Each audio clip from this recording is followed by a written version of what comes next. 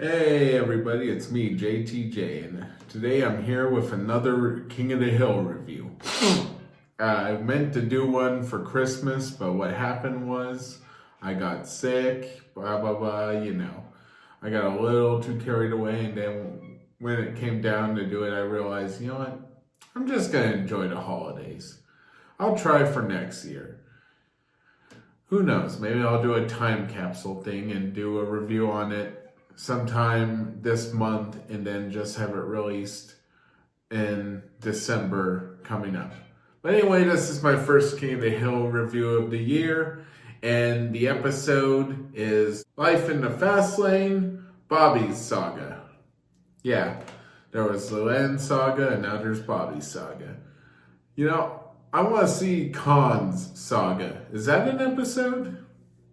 Comment below if that's an episode, because I really want to see that episode now, just to kind of do a list of every King of the Hill character's saga, like a playlist of all the episodes of King of the Hill where each character got their own saga. I don't know. I'm probably just being dumb now. Anyway, let's get into who directed this episode.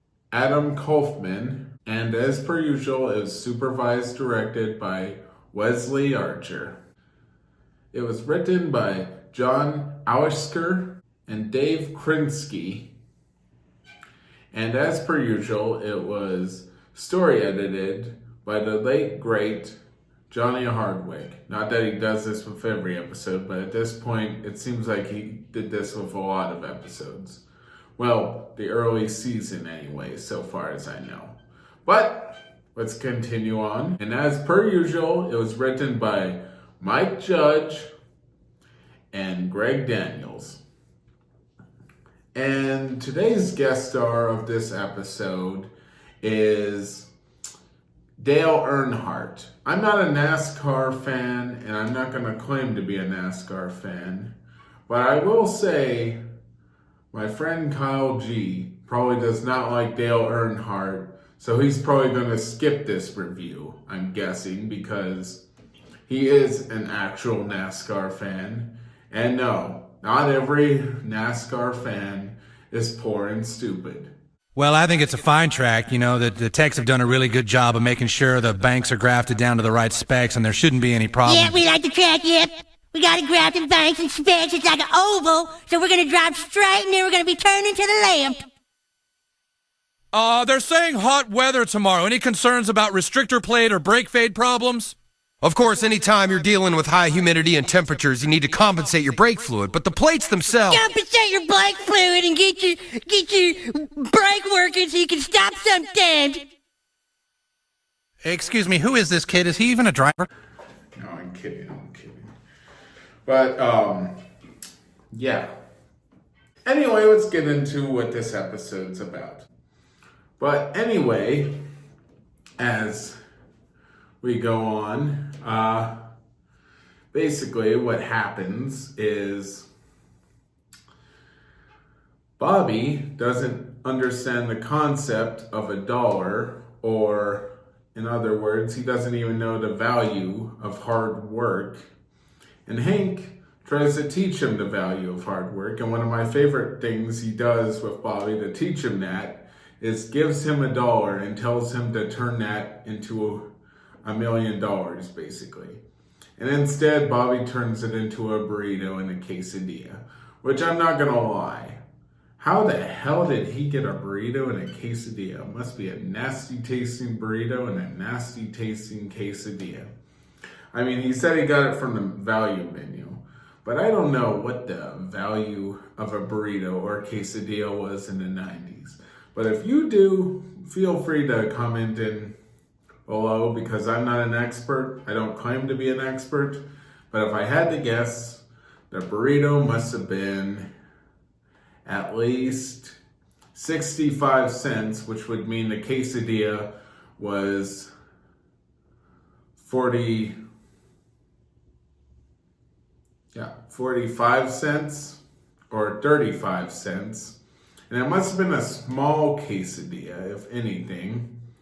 But the burrito itself in the episode looked huge. Like that looked like a big ass Chipotle sized burrito. And I'm like, how the fuck much did that cost? Was there a special? I know he said it was on the value menu, but god damn, that's a big ass burrito for something that had to be less than $1. And that must have been one small ass quesadilla, because we didn't even see the quesadilla. He must have either eaten it or it was still in the bag. I don't know. I just found it funny that Hank thought Bobby started a shoe shine business, and instead we get freaking Bobby eating a big ass Chipotle-sized bean burrito. Not that Chipotle does refried bean burritos.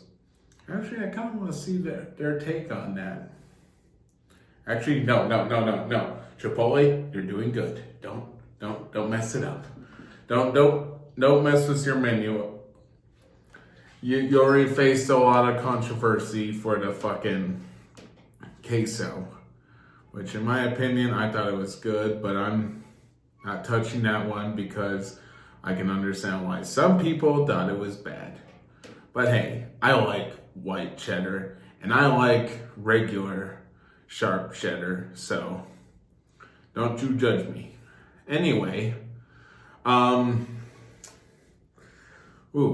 so then we get to the part where Hank is trying to get Bobby a job somewhere, and basically what happens is Hank orders a soda from this little boy, and then Hank realizes, hey, Bobby should get a job here. And the little boy says, why not start today? Which was a trap, because the little boy did not want to work for, I'm not going to say it yet, but we're getting there.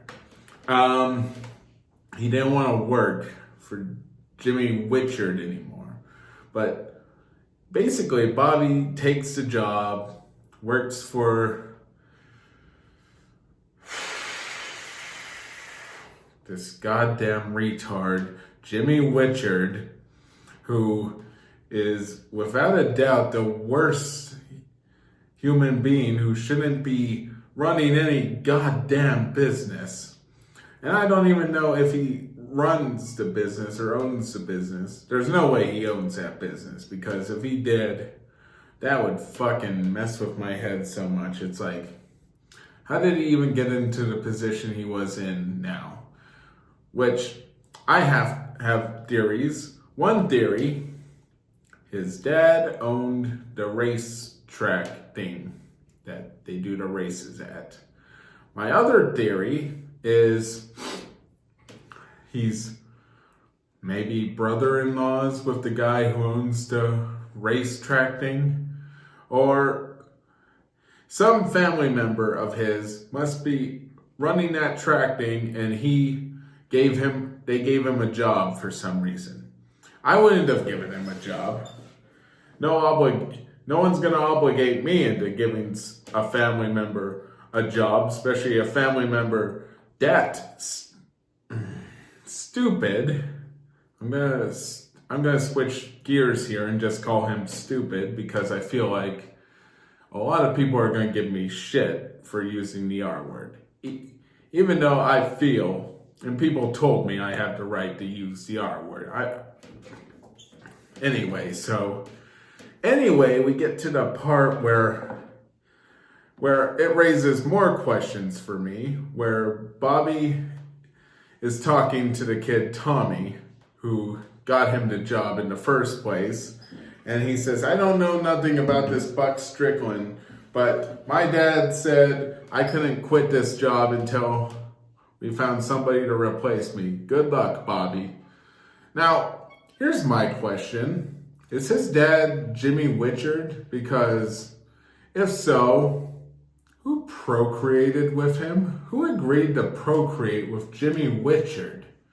I mean, you King of the Hill fans are probably watching this and asking the same question, but people who never seen King of the Hill in their lives are probably watching this video and saying, hey, Who are you to say, who are you to judge Jimmy Witchard and say no one should procreate with him?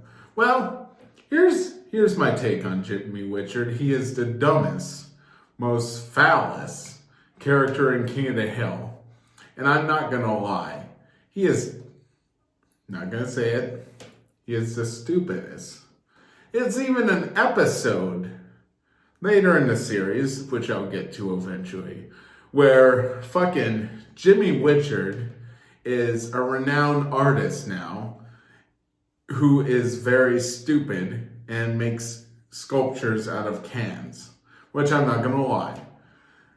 I can consider that art. The problem is Jimmy Witchard is so dumb that he didn't want money, he wanted more cans so he can make art. Which actually on paper sounds like a real artist. The problem is he wasn't a real artist, he was just some dumbass who wanted more cans. I from what I've seen on the show, he probably took the cans to the recycling center so he could get money, which confuses the fuck out of me. Is he wanting more cans so he can take them to the recycling center, or does he want more cans so he can make more art? It's so confusing. But this, I'm gonna stay focused on this episode. But what I want to know is, what did he mean by my dad? Was his dad like the guy who ran the racetrack place and was like, look, I need somebody to work for Jimmy Witchard right now. I need somebody dumb enough to work for Jimmy Witchard. So in the meantime, until someone is willing to work for Jimmy Witchard before they find out how bad of a boss he is, can you at least hold on to this job and do it for me, son? Please, I'm begging you. I'm just saying, what the fuck is the story there? I mean, he kind of looked like Jimmy Witchard.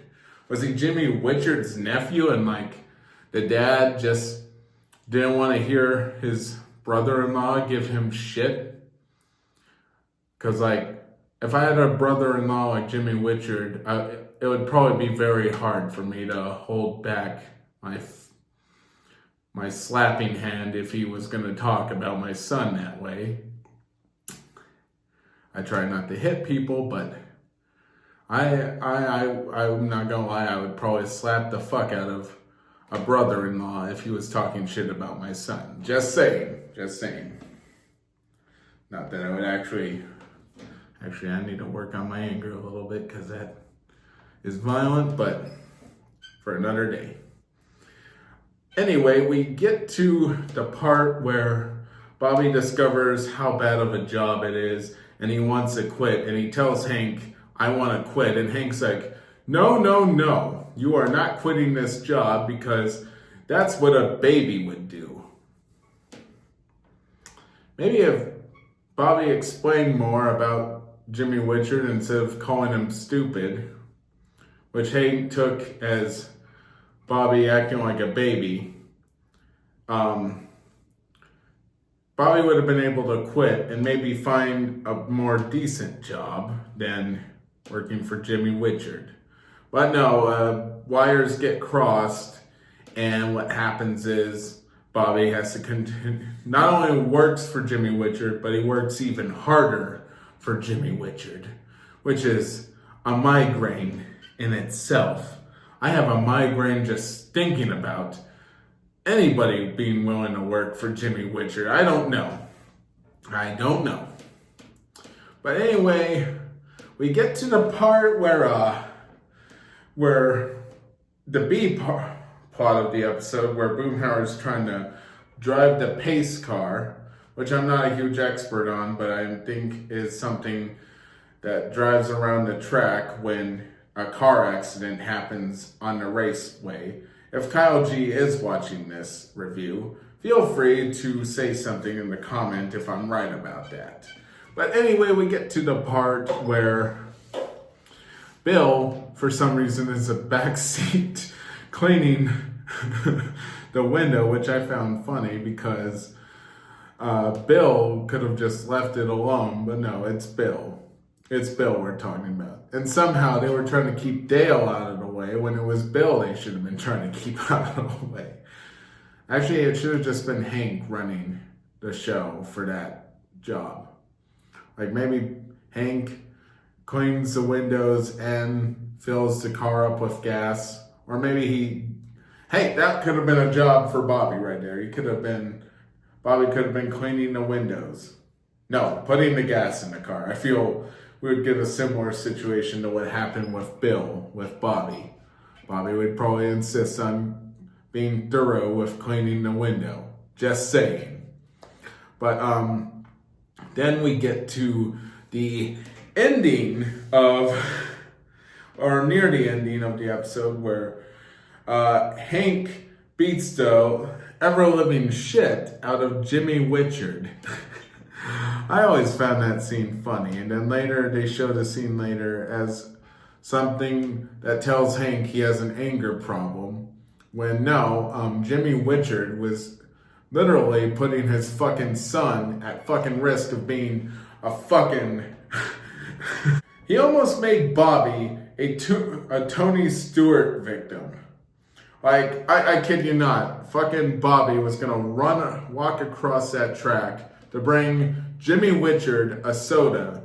And to this day, I'm wondering, was Jimmy Witchard an asshole, or was Bobby just really stupid? Because Bobby almost literally walked across that racetrack, whereas I would have been like, no, fuck you, I am not doing that. I'm gonna come to you the safe way, and if you want to fire me, go ahead. Go fuck yourself, Jimmy Witchard. I'll put on my resume I was fired by a retard. See? I can get away with that. And that was appropriate, because it was funny. But anyway, what would I rate this episode? It was a migraine, all the thinking about this episode. It was just so much about this episode. What would I rate it? I'm actually, because this episode fascinates me and is kind of funny, at the same time, I would rate it a 9.6. I had a lot to say about this episode, and let me tell you, this is probably my longest King of the Hill video so far.